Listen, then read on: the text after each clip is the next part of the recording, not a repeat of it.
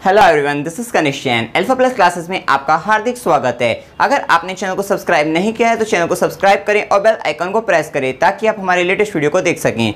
Start करते हैं हम प्रमेय 8.5 को। इसमें कहा है कि यदि एक चतुर्भुज में सम्मुख कोणों का प्रत्येक युग्म बराबर हो तो वह एक समांतर चतुर्भुज होता है। किस क्या बात करी इन्होंने? कहा चतुर्भुज की बात करी कि जैसा कि अगर ये एक चतुर्भुज है, एक चतुर्भुज ड्रॉ कर लेते हैं हम।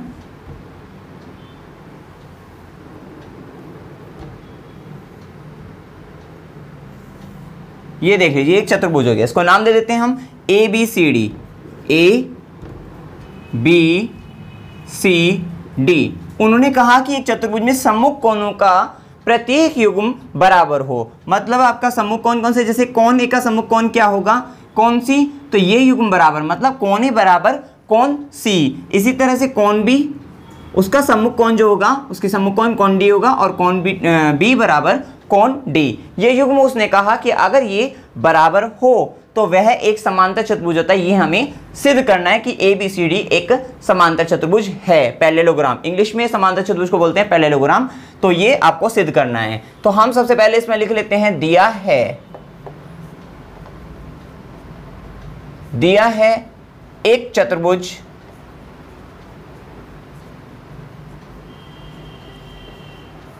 ए बी सी डी, यही दिया है, जिसमें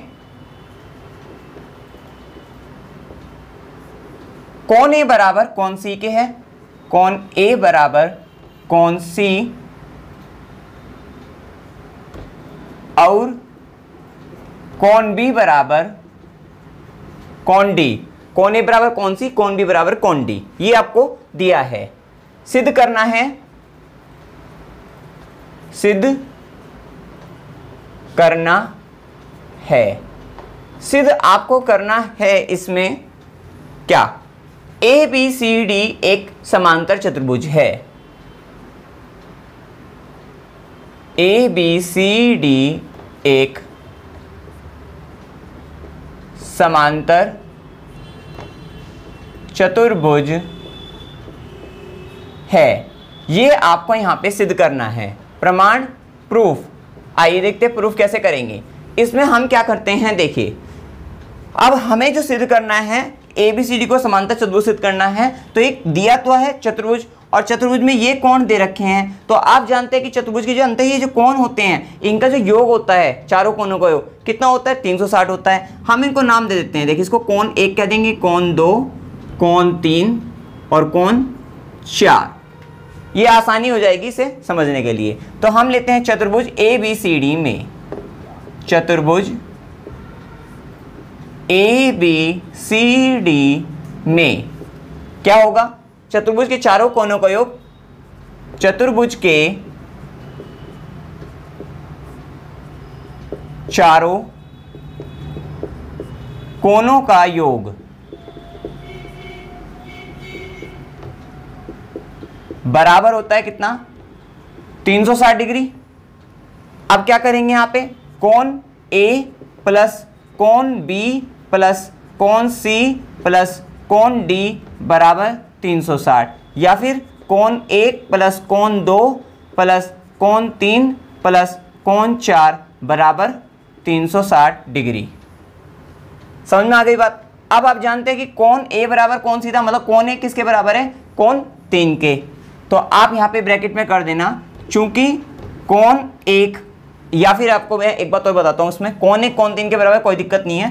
तो यहाँ पे कोण 1 को या फिर कोण 3 को कोण 1 के बराबर कह सकते हो। कोण 3 बराबर कोण 1 के। तो यहाँ पे कोण 1 प्लस कोण 2 या 4 बराबर कोण 2 के, या कोण 2 बराबर कोण 4 के। ऐसा हमने इसलिए करा क्योंकि हम एक तरफ वाले ले लेंगे। देखिए कैसे, उसका भी एक रीजन है, आपका कारण है क्यों ले रहे हैं हम इस तरह से। देखिए कोण 1 प्लस कोण 2 को क्या लिया? कोण 2 बराबर कोण 4 के, प्लस कोण 3 बराबर कोण 1 के, प्लस कोण 4 को ऐसे रहने दीजिए और 360 डिग्री। अब देखिए कोण 1 2 बार आ गया, कोण 4 2 बार आ गया, 2 कॉमन आ गया, मतलब कोण 1 प्लस कोण 4 बराबर 360 डिग्री, और कोण 1 प्लस कोण 4 बराबर 360/2 बराबर 180 डिग्री। मतलब कौन 1 प्लस कौन 4 बराबर 180 डिग्री। ये देखिए हमने क्या करा था, अभी हमने जैसे ये बताया था कौन 1 बराबर कौन 3 के, कौन ये तो पता ही है कौन 1 बराबर कौन 3 के, कौन 2 कौन 4 के बराबर है। फिर हमने चारों कोनों का योग करा 360 के बराबर रखा। अब हमने इनको कौन 1 और कौन 4 को ही क्यों लिया है भाई, हमने मतलब कौन 1 बराबर कौन 3 था तो कौन 3 को कौन 1 ले लिया, कौन 4 को जो का तो रखा, कौन 2 को कौन 4 ले लिया। मतलब कौन 1 और कौन 4 की फॉर्म में हमने ये समीकरण क्यों बनाई, ये इन दोनों को प्लस करके 180 क्यों करा। इसका एक रीज़न ये है कि देखिए जब हमने क्या करा यहाँ पे, इसको देखिए कि ये एक आपकी ऐसे लाइन हो गई, एक ये हो गई और ये एक तिर्यक रेखा हो गई आपकी, और यहाँ पे ये दो कौन बन रहे हैं आपके, ये वाला कौन और ये वाला कौन, कौन 1 और कौन 4। और आप जानते हैं कि ये जो कोण है दोनों के दोनों, कौन 1 और कौन 4, ये अंत्य कोण है तिर्यक रेखा के एक ओर के, ये कि तिर्यक रेखा होगी इसके एक ओर के अंत्य कोण है। और आप ये भी जानते हैं कि अब यहाँ पे क्या आया, इसलिए हमने लिया क्योंकि कौन 1 प्लस कौन 4 180 डिग्री, और अंत्य कोणों को मतलब अगर जो है आप जानते हैं इसमें कि अंत्य कोणों को 180 कब होता है, जब मतलब कौन कब होता है, जब ये दोनों रेखा क्या होती है आपकी समांतर होती है। तो आप ये कह सकते हो कि कौन 1 और कौन 4 अंत्य कोण हो गए, तिर्यक रेखा के एक ओर के अंत्य कोण हो गई, तथा कौन 1 प्लस कौन 4 180 डिग्री आ गया। तो इससे हम क्या कह सकते हैं, इससे हम कह सकते हैं कि ए बी जो होगी वो समांतर किसकी होगी, सी डी की होगी। आप जानते हैं ना कि देखिए ये आप जानते हैं कि अगर ए बी, जैसे ये सपोज करिए भुजा ए बी समांतर है सी डी के, और एक तिर्यक रेखा ऐसे काट रही है, तो आप जानते हैं ये कोण जो होता है जैसे आपका इस तरह से ये काट रही है, मतलब जैसे ए बी समांतर हो गई सी डी के, तो ये जो कोण होगा आपका, ये अंत्य कोण होते हैं आपके, ये कोण इस वाले कोण के बराबर होता है, एकांतर, ये एकांतर कोण हो गए। और ये जो कोण होता है इस कोण के इन दोनों कोणों का योग क्या होता है 180 डिग्री होता है, क्योंकि ये जो कोण होते हैं ये एकांतर कोण हो गए, ये कोण इस कोण के बराबर, ये एकांतर कोण, और ये कोण क्या होते हैं तिर्यक रेखा के जो एक ओर के कोण हो जाते हैं वो क्या होते हैं आपके अंत्य कोण, और उनका योग कितना होता है 180 डिग्री। वो कब होता है, जब ए बी क्या होगी समांतर होगी सी डी के। तो यहां से आपको इतना समझ में आ गया होगा ये। अच्छा, तो अब हमें पता लग गया कि कौन 1 प्लस कौन 4 बराबर 180 डिग्री, तो इसको समीकरण आप कह दीजिए 1। अब इसी प्रकार देखिए जिस तरह से कौन 1 प्लस कौन 4 करा हमने, कौन 1 और कौन 4, क्योंकि कौन 1 और कौन 4 क्या है, ये इन दो रेखाओं के बीच की तिर्यक रेखा के एक और के अंत्य कोण है। तो इससे तो सिर्फ ये सिद्ध होगा कि ए बी समांतर होगी सी डी के, परंतु हमें क्या सिद्ध करना होगा, हमें ये भी समांतर सिद्ध करना, ए डी समांतर बी सी, मतलब ये दो रेखा ए डी, जैसे ये हो गया ए डी और ये होगी आपकी बी सी, तो अब इसके लिए भी सिद्ध करना पड़ेगा। तो इन दोनों के लिए सिद्ध करने के लिए एक तिर्यक रेखा, और जैसे हमने एक तिर्यक रेखा ये ले ली, कौन सी, ये ले ली ना हमने, ये वाली रेखा, और इसके एक और के अंतर कौन से ये वाले हैं, मतलब कौन 1 और कौन 2।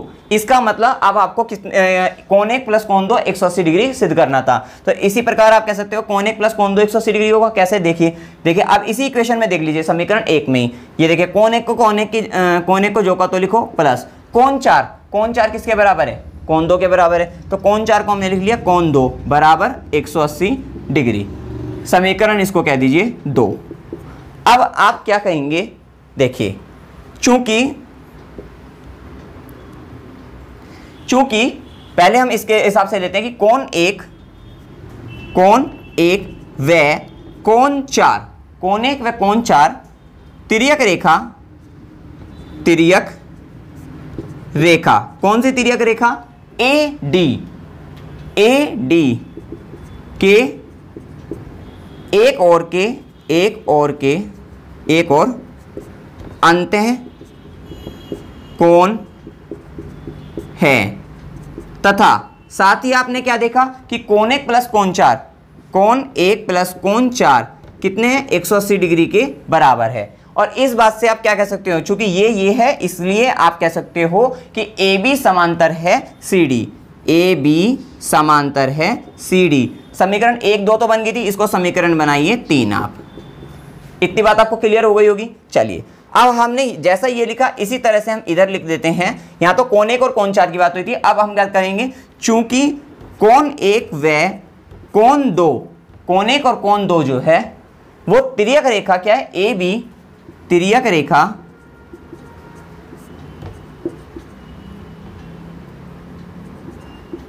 ए बी के एक और, भाई ए बी के एक ही ओर तो है, ऐसा तो नहीं भाई एकांतर कोण में तो क्या होता है ये कोण इधर हो जाता है, तो यहाँ तिर्यक रेखा ए बी के एक और अंतः कोण है, अंतः कोण है, इंटीरियर एंगल जो होते हैं, ठीक है, अंतः कोण है, तथा अब यहाँ पे भी आपको पता है कोण 1 प्लस कोण 2 बराबर किसके 180 डिग्री, और अंतः कोणों का योग 180 डिग्री कब होता है, जब ये दो भुजाएं आपस में क्या होगी, समांतर होगी, ठीक है ना, जैसे ये दो भुजा समांतर हैं आपस में और ये तिर्यक रेखा आपकी काट रही है इन्हें, और उसके एक और के अंतः कोण जो होते हैं उनका योग कितना होता है 180 डिग्री। तो इसी बात से हम कह सकते हैं, इसलिए हम कह सकते हैं कि ये जो एडी होगी, एडी समांतर होगी बीसी के, एडी समांतर होगी बीसी के, समीकरण आपकी 3 बनी थी, ये समीकरण बन गई आपकी 4।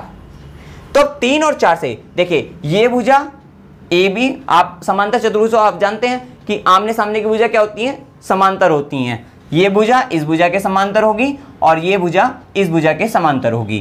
तो अब आप जानते हैं समीकरण 3 और 4 से आप कह सकते हो समीकरण, इसलिए समीकरण 3 व 4 से, समीकरण 3 और 4 से चतुर्भुज की सम्मुख भुजा जो है आपस में क्या समांतर हैं, चतुर्भुज ए बी सी डी की सम्मुख भुजाओं का युग्म, सम्मुख भुजाओं का युग्म